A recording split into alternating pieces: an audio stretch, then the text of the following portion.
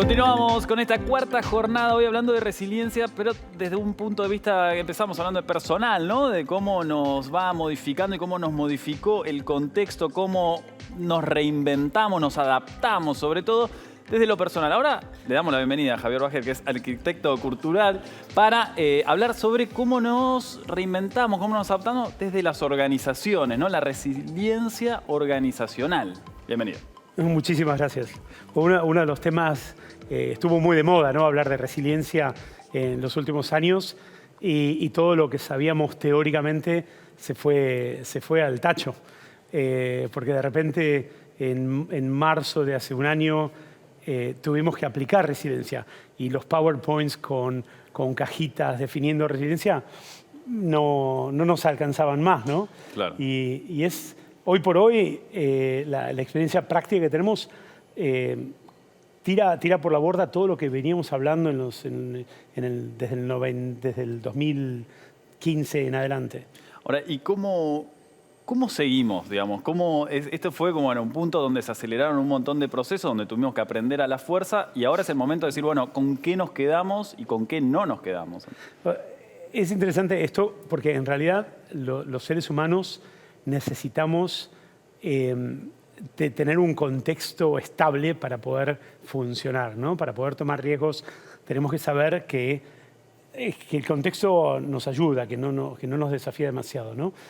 Obviamente el contexto ahora cambió y es muy incierto para todos, y seguir buscando esta certeza en el contexto va a ser como difícil, va a ser una pérdida de tiempo, porque nuestros entornos no nos van a dar las certezas que estamos necesitando. Con lo cual, ¿cómo hacemos para generar resiliencia? Y las organizaciones de todo el mundo, las que lo están haciendo bien, han encontrado que el secreto tiene que ver con tener un foco muy fuerte, el foco en el propósito, que sí uno lo controla. Me hace acordar mucho que en la historia, históricamente los navegantes, los primeros grupos de navegantes en el mundo, lo que hacían era ploteaban la costa y tenían mapas de costa, iban navegando siempre con visibilidad hacia la costa. Entonces, obviamente que tenían la ruta planeada, y si había algún inconveniente o esperaban a que ese inconveniente pasara, una tormenta, o se morían. Y aparecieron generaciones nuevas, de civilizaciones nuevas que aprendieron a navegar mirando las estrellas y mirando los movimientos solares. Entonces se alejaban de la costa y obviamente no solamente eran mucho más resilientes porque podían tomar decisiones en base al norte, y de repente se tenían que rerutear y replantear su camino para llegar a destino, pero además conocieron y descubrieron nuevos lugares, fueron capaces de descubrir islas, descubrir continentes que solamente eran posibles porque se alejaron de la costa. Así que creo que estamos en una situación muy parecida. Foco en el propósito, foco en el para qué, así como está haciendo FAM, muy claro hacia dónde vamos, y un poquito más sueltos con el cómo llegamos hasta ahí. Ahora, Javier, con esto de reinventarse, readaptarse, aceptar los cambios, situaciones adversas que no podemos manejar, pero tenemos que seguir, ¿cómo lo ves?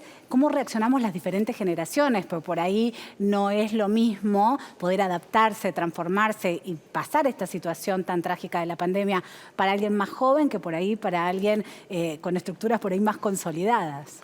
Hay como una creencia de que uno puede generar una taxonomía generacional y separar los adultos mayores de los adultos, de los jóvenes. Y la realidad es que la evidencia nos muestra que es mucho más personal, no hay categorías grandes.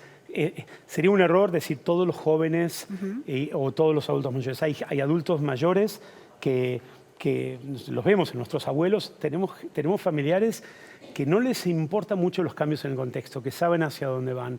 Y hay chicos que están súper asustados con lo que viene pasando y que necesitan un poco de que le demos un orden. Entonces, al final del día depende de cada persona. Y el ejercicio, hay algo muy conocido que es el síndrome de la cabaña, que es post-pandemia, esta cosa de que la gente que ya sabiendo que pueden salir y que ya pueden reinsertarse, empleados que pueden volver a sus oficinas, personas que pueden salir a caminar, que están con mucho miedo, que están terrificados, ¿no? Y aquellos que se focalizan en el para qué, no con el cómo, sino hacia dónde van, a qué van a disfrutar, en el disfrute. Son aquellos que están funcionando mucho mejor, con lo cual es independiente de la generación que nos toque. Y es independiente, ¿se maneja diferente una organización que las personas individuales cuando hablamos de resiliencia? Muy buena pregunta. La verdad es que las organizaciones son conjuntos de personas, con lo cual se vive muy distinto cuando una persona, o sea, una organización muy grande tiene como subculturas y adentro de los equipos de trabajo cada individuo también tiene su historia. Pero sí ayuda muchísimo cuando uno está en una organización que es resiliente, que le pone mucho foco en el propósito. Y acá hay el truco, en realidad, yo uso una escala, que es la escala del propósito. Imagínense una línea horizontal donde en un extremo tiene que ver con qué me voy a llevar, qué vengo a recibir, qué me van a dar, qué me toca, ¿no? El entitlement, qué me debe la sociedad, qué me debe el mundo. En la otra punta tiene que ver con qué vengo a dar yo, cómo voy a usar mi talento y mi tiempo para hacer del mundo un lugar un poquito mejor, ¿no? Claro. Y cuando una organización, la cultura de una organización está hacia este lado, es mucho más resiliente.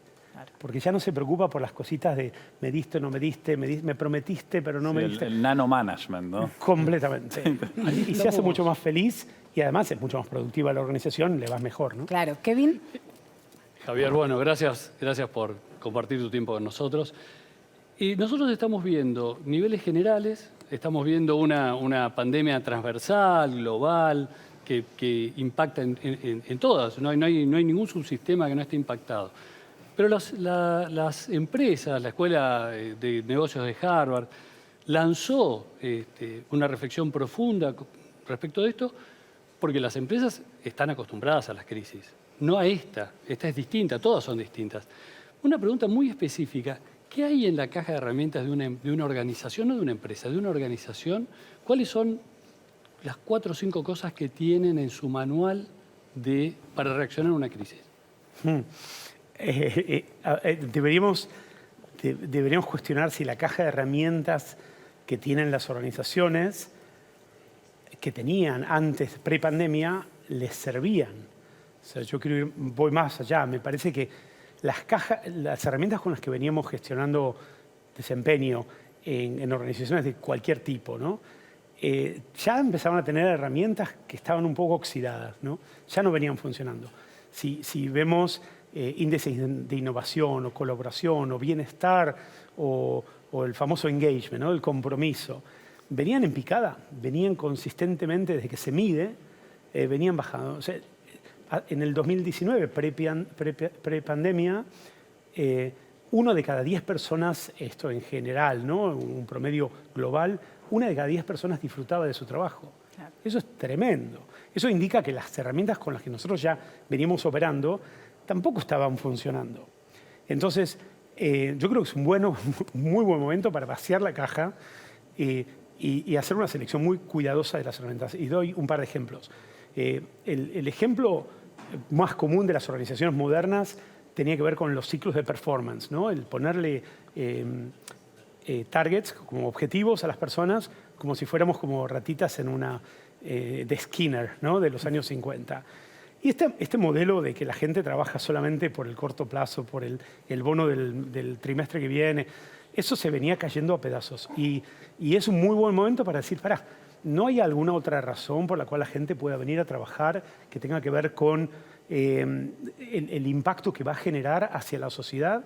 Y eso está empezando a aparecer. Con lo cual, herramientas que son muy buenas tienen que ver con la conexión entre lo que yo hago en mi pedazo de parcela, en mi parte en la organización, con cómo le va a cambiar la vida al cliente, al ciudadano, al paciente, al usuario, a la persona que se va a beneficiar por esto, ¿no? Entonces, en vez de medir esta performance de corto plazo para ver si vendiste todo lo que tenías que vender, conectarte con cómo el mundo va a estar un poco mejor. Y no hablo de ONGs, hablo de rentabilidad, de forma rentable, pero cómo van a estar mejor si yo les acerco este producto, este servicio. Entonces, esto realmente desafía toda la caja de herramientas, Kevin, me parece. Para cerrar, Javier, ¿crees que todas las organizaciones pueden ser resilientes? ¿Todas? Obviamente, obviamente. Esa es la gran ventaja de ser humano, que nuestro hardware es medio parecido y lo que tenemos que cambiar es el software, ¿no? Obviamente que no podemos culpar al hardware. Yo creo que ahí está donde el cambio cultural es la palanca para generar la resiliencia que necesitamos, ¿no? Me parece. Claro, y me queda también pensando esto de qué nueva normalidad es la que queremos, un poco que dejaste ahí entrever en lo que nos decías. Gracias, Javier. No, un placer.